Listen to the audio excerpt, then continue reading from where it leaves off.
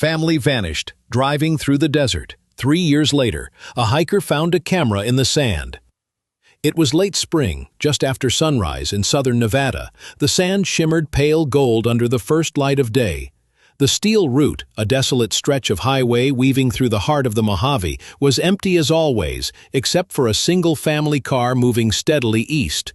Inside were 4 people: Mark Bennett, a soft-spoken man in his early 40s, gripping the wheel with quiet resolve; his wife Vanessa, whose tired eyes hid a storm of thoughts; their 10-year-old daughter Lily, dozing lightly in the back seat with her headphones in; and a small cooler between them, with just enough water and sandwiches for the next stretch of the road.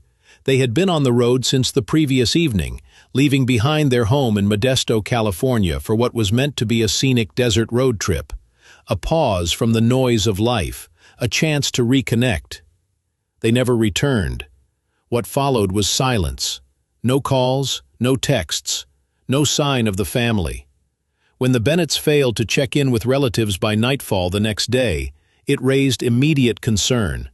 2 days later, Nevada Highway Patrol dispatched a preliminary search team along the steel route. Nothing. No car, no tire marks, no footprints, no crash debris, no phone pings. It was like the desert had swallowed them whole. By the end of the week, local TV stations aired missing posters. Family of 3 vanishes without a trace on scenic route. The internet, as always, speculated.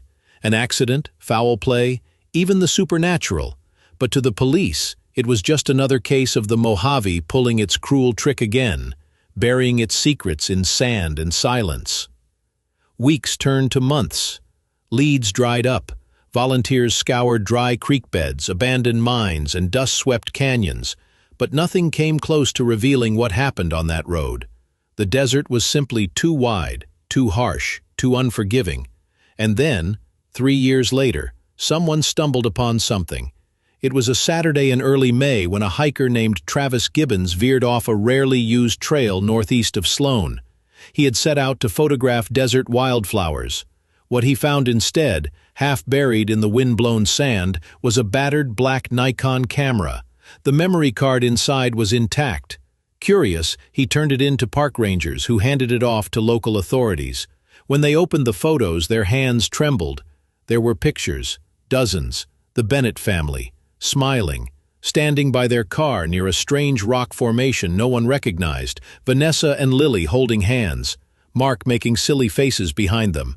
And the final image, blurred, dim, taken from a low angle, looked like it had been snapped by accident, but it showed something ominous in the shadows. A new investigation began, and when the police still couldn't make progress, one woman stepped forward. Eleanor Carter, Vanessa's mother, Lily's grandmother, the last living relative. She had been silent for too long. After the camera was found, Eleanor Carter sat in silence for a long time. She had heard the news from a local detective, one she used to call weekly during the early months after the disappearance. For years she had lived between anger and paralysis, always wondering what more she could have done.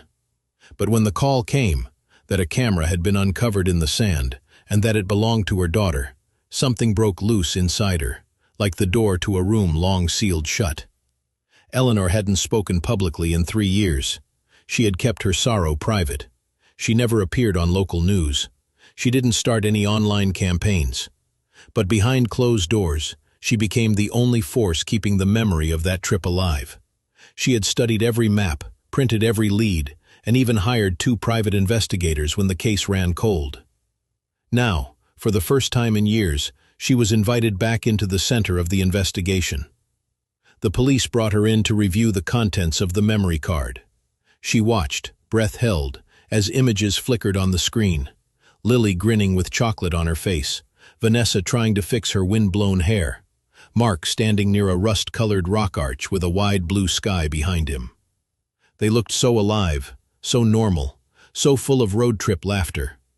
The last known photos of her family were buried in sand for 3 years, but the colors were still vivid, the faces still tender. But the final picture was wrong. It was darker than the others. Vanessa's face wasn't visible. Lily's shoulder was in the corner of the frame, blurred and turned away.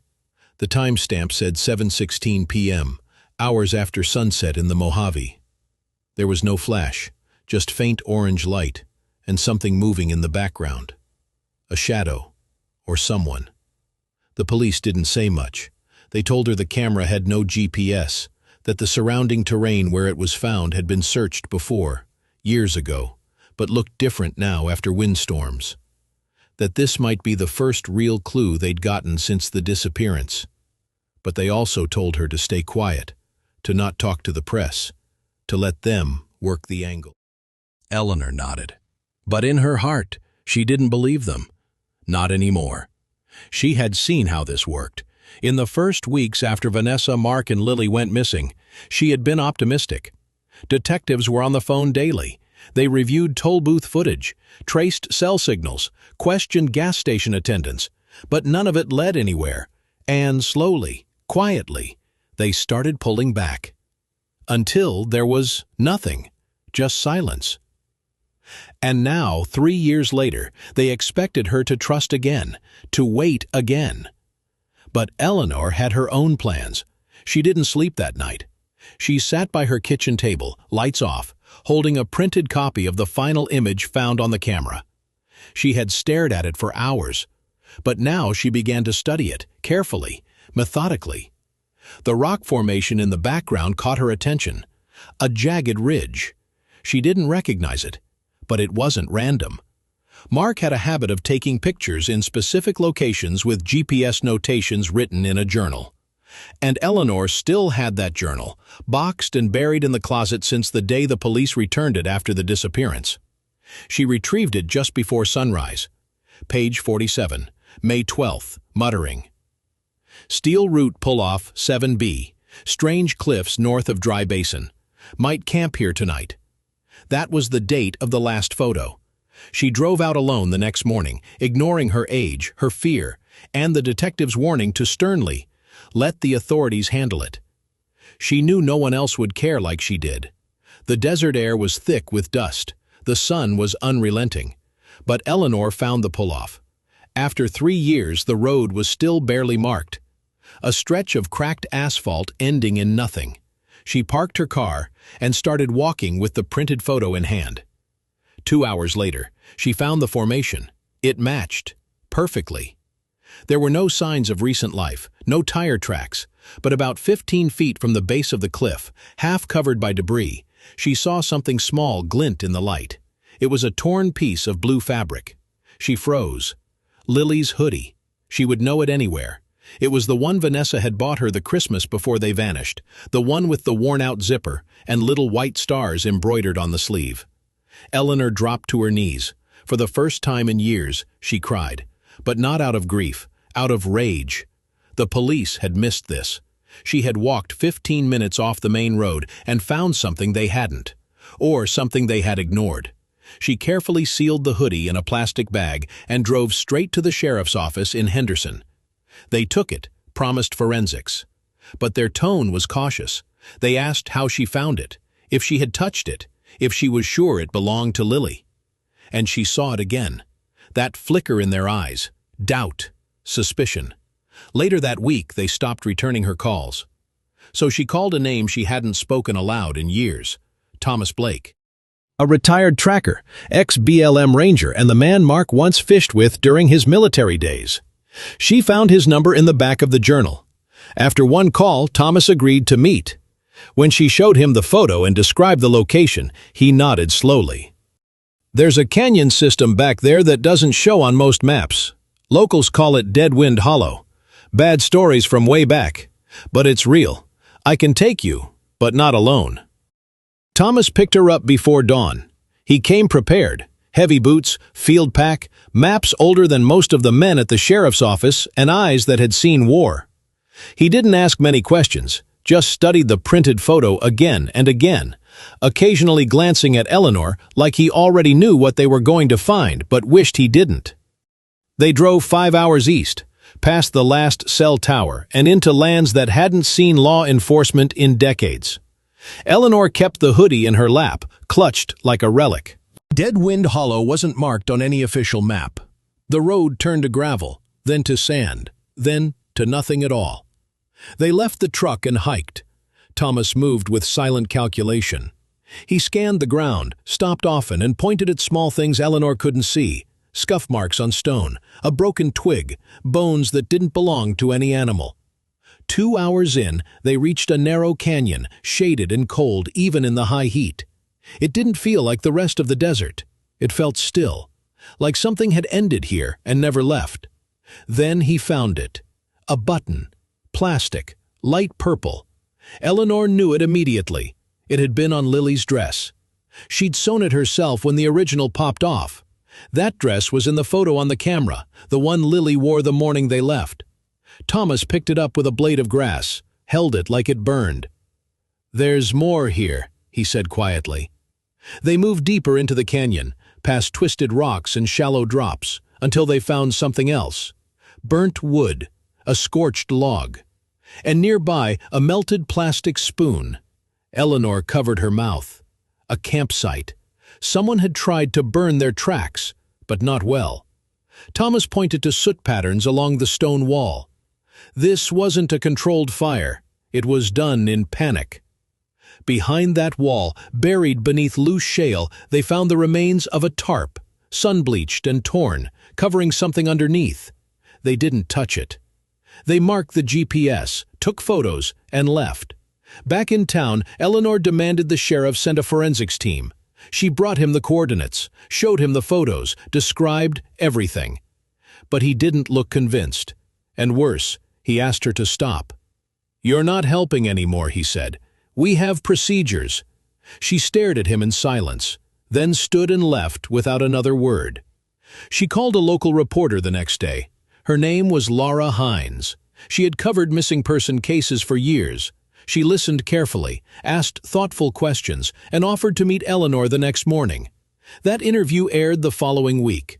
It was short, just 2 minutes, but it changed everything. Dozens of people began calling the sheriff's office. Local volunteers offered to search. A retired geologist claimed he'd seen burned debris in the hollow months ago. A hiker sent in drone footage from nearby ridges. For the first time in years, the case felt alive again. But Eleanor still didn't sleep, because she knew something the police wouldn't say out loud. Someone had been there. After they vanished, someone had returned. The footage spread faster than she expected. By the following weekend, she had over 100 messages in her inbox. Most were kind. Some were broken. A few were cruel. But one email stood out. It came from a woman named Tracy Linwood, who claimed her brother had been hiking Deadwind Hollow 6 months earlier and stumbled across a pile of scorched fabric, and what he thought was a child's shoe.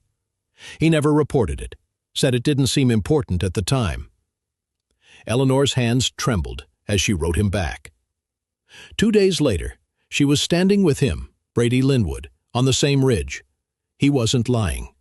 They walked in silence for 20 minutes before he pointed, without saying a word, at a thicket of dried brush. It had been crushed down, unnaturally flat, as if someone had laid there for hours, maybe days. 10 feet away, Eleanor found it. Another button. This one was yellow. It had been missing from the sleeve of Mark's hiking shirt. She remembered because he always complained about that shirt, but wore it anyway. Vanessa called it his lucky shirt, said he'd worn it on their honeymoon. Eleanor dropped to her knees. It wasn't just evidence, it was presence. They had been here, the whole family, together. She didn't wait for the sheriff this time. She called Lara again. And that's when the real shift began.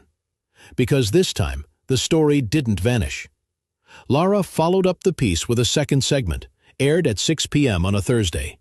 It opened with drone footage of Deadwind Hollow and Eleanor's voice speaking over it. Raw, cracked, full of quiet urgency. And it worked. Overnight, search groups formed on social media. Local scouts offered their services. A military veteran offered to lend his dog trained in body scent tracking. The area around the hollow was marked on public maps as under review. Eleanor spent every morning organizing those willing to help, and every evening walking the ridge alone. That's when the dreams started. They weren't of Lily, not at first. They were of Vanessa. Her voice, soft, apologetic. Her face, blurry, sunburnt, always whispering the same thing. We weren't supposed to go that far. Eleanor began journaling every detail. Times, coordinates, what she found, what she felt. She bought a police scanner, printed every public report, filed requests for the original 911 call from the day the family went missing. Then, one night, she received something she hadn't expected. A phone call, blocked number, no name, just breathing. She waited. It lasted 18 seconds. Nothing but silence and a faint, static buzz. Eleanor didn't sleep that night.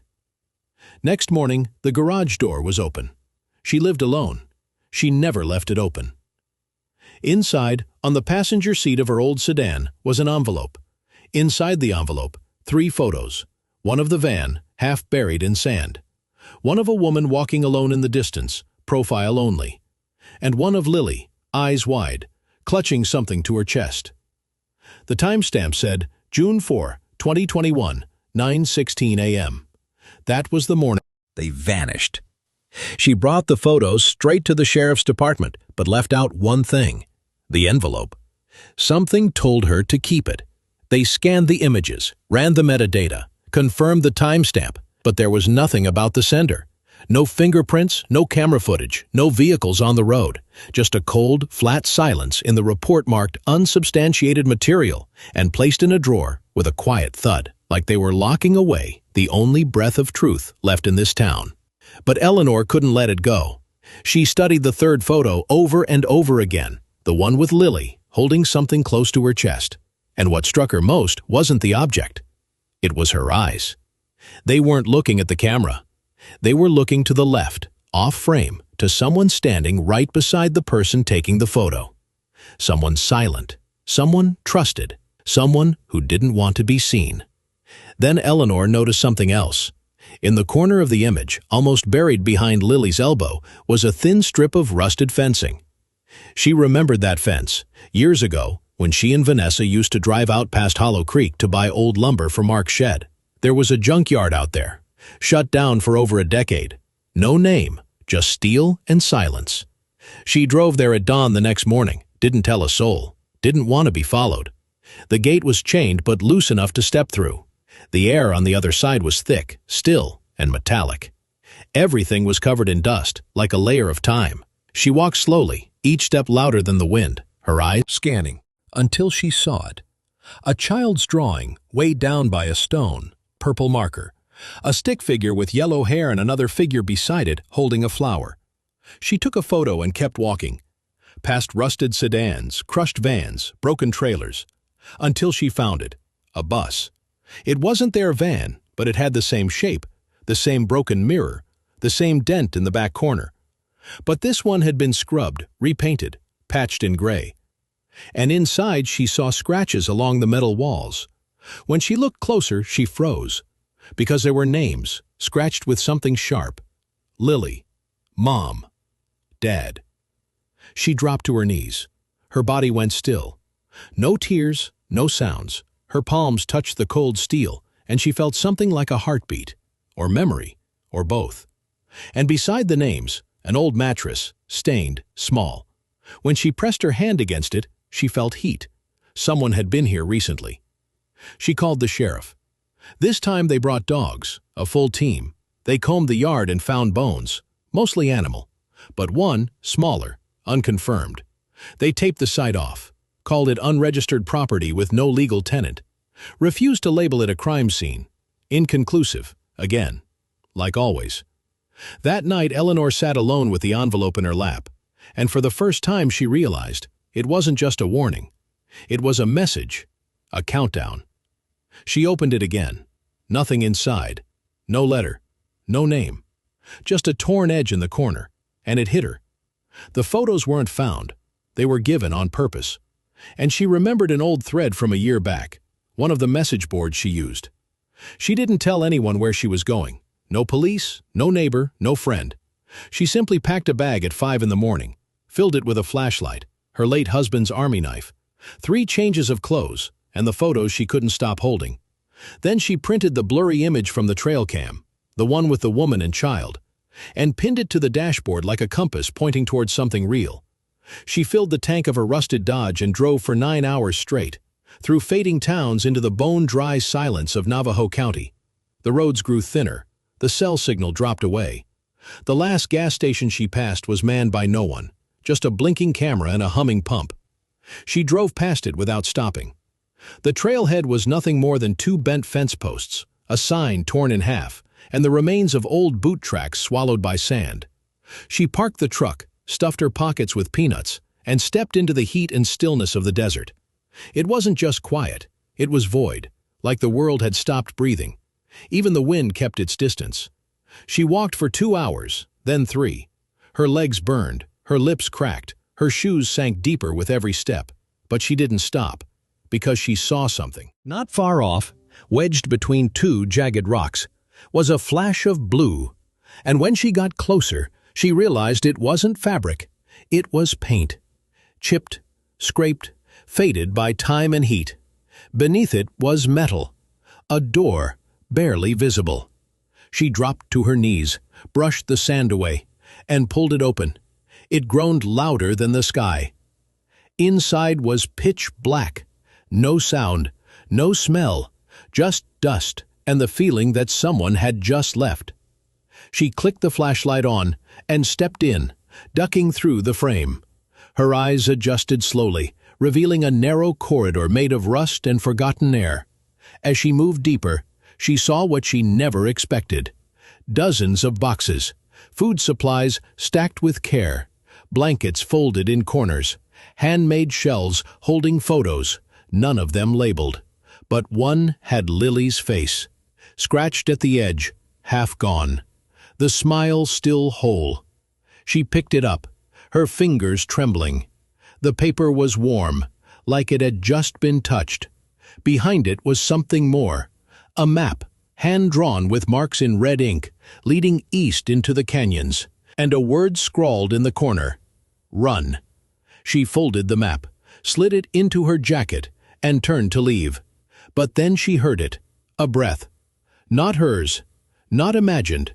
It came from the darkness to her right, and when she turned, the beam caught only a shadow, a tall one, and it moved.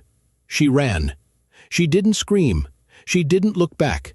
She only ran, faster than her knees allowed, back into the desert light. And when she reached the truck, she didn't stop.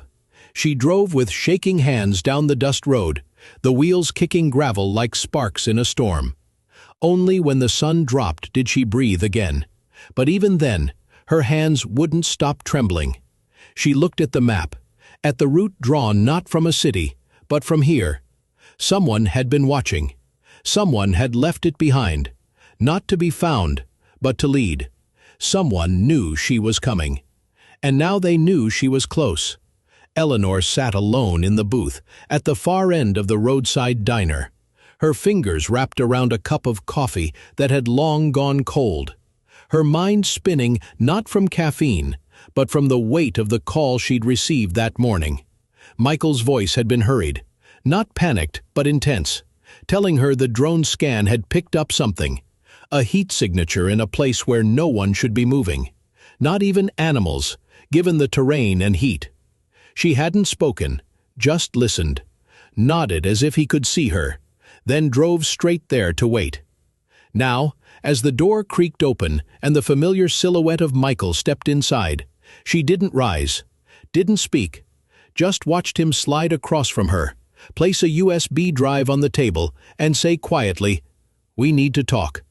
He looked more tired than she'd ever seen him. He pushed a paper napkin toward her and drew a rough outline of the canyon where the heat source had been found, a place tucked so deep between ridges it would be invisible to anyone without aerial scans.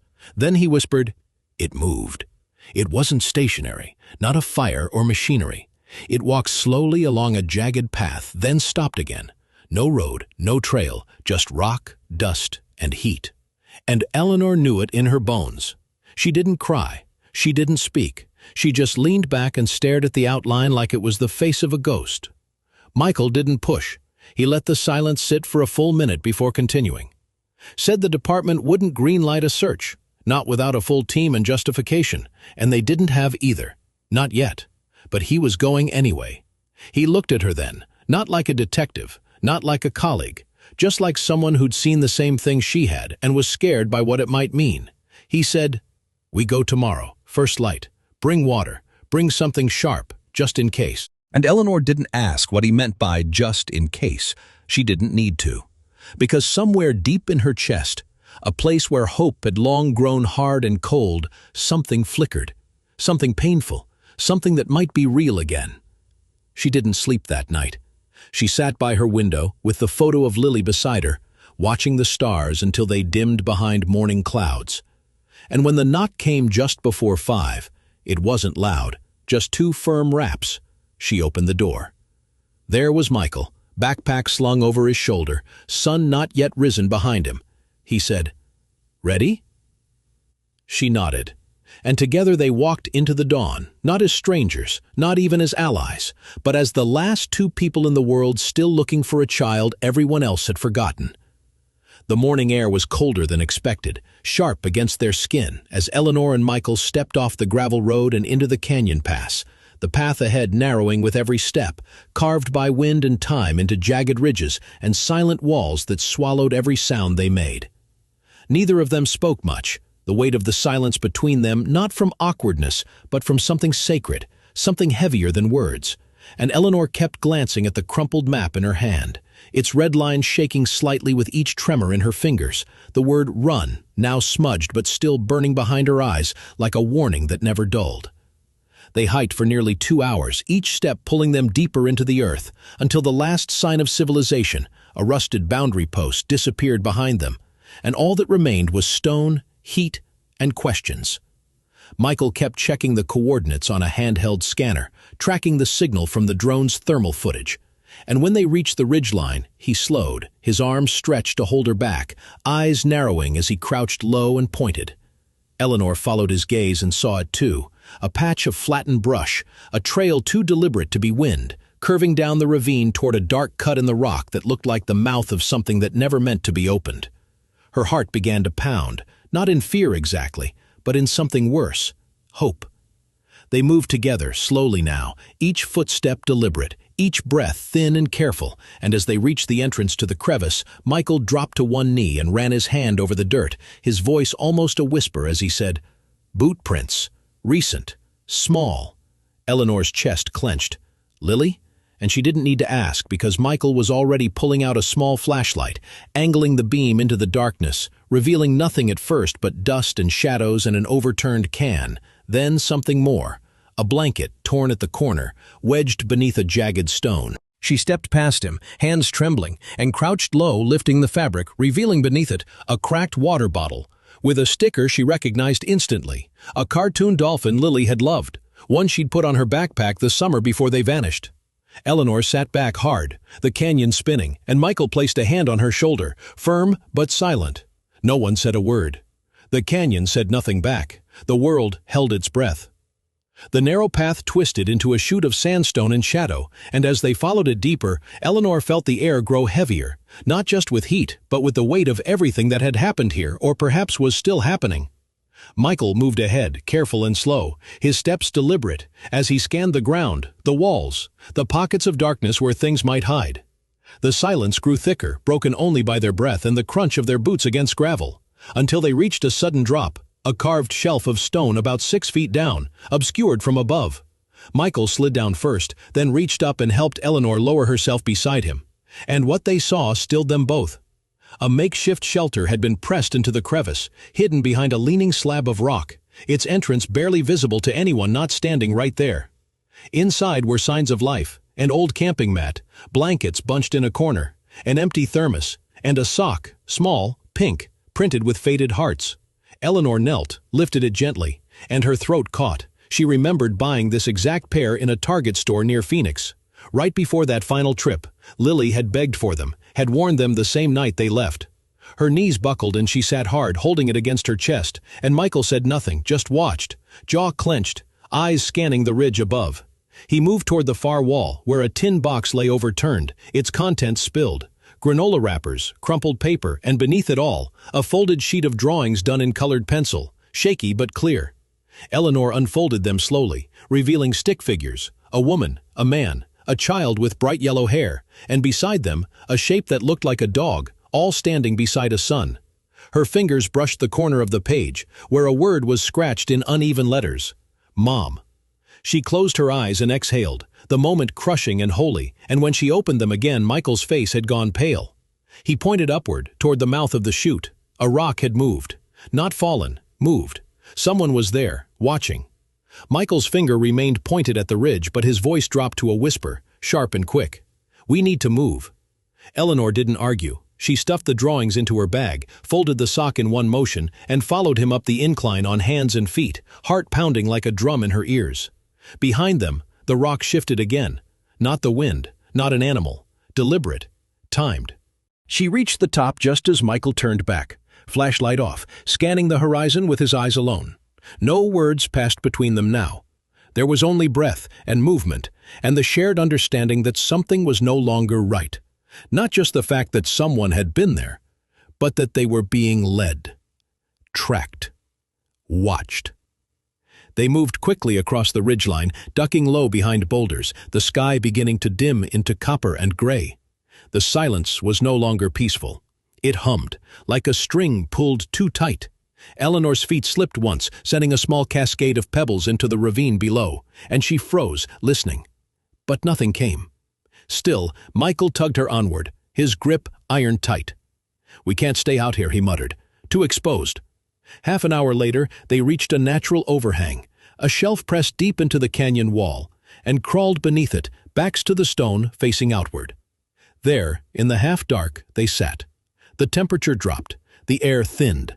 Somewhere in the distance, a single, high-pitched chirp rang out, mechanical, brief, then vanished. Michael's eyes found hers. That wasn't a bird, he said. That was a signal. Eleanor felt it in her gut, not fear exactly, but recognition. Whoever had left that map, that sock, those drawings, they had not done so blindly. Someone had known she was coming, and someone was still here. She took out the map again, this time tracing the red lines with her fingers, following the direction toward a new cluster of marks just beyond the ridge. Michael leaned in, stared at them, then nodded. We go there at first light, he said. But tonight, we don't make a sound.